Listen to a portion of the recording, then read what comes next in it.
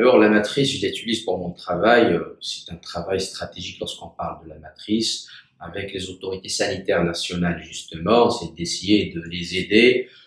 comment identifier, faire un état des lieux de la situation du financement du secteur de la santé et du système de santé d'une manière générale, en essayant d'identifier les lacunes, les faiblesses et les forces de ce système de santé pour pouvoir justement définir et mettre en œuvre un schéma, un plan d'action pour remédier à ces faiblesses et capitaliser les forces.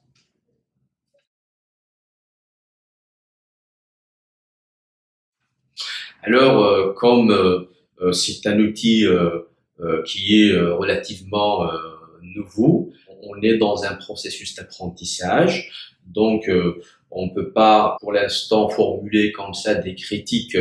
dans un premier temps, mais après l'utilisation, je pense, sur le terrain, avec les partenaires, avec le ministère de la Santé, les autorités sanitaires,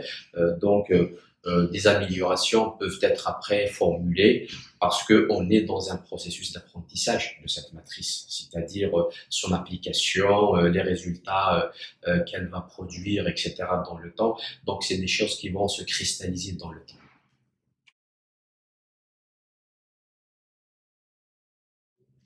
Alors la suite, moi j'ai quelques recommandations déjà que j'ai formulées en revenant même au pays, d'essayer de les faire partager avec le ministère de la Santé et les autorités compétentes, justement d'essayer maintenant de travailler avec les autorités nationales pour appliquer cette matrice et également de vulgariser cette matrice aux différentes parties prenantes pour qu'elle soit un outil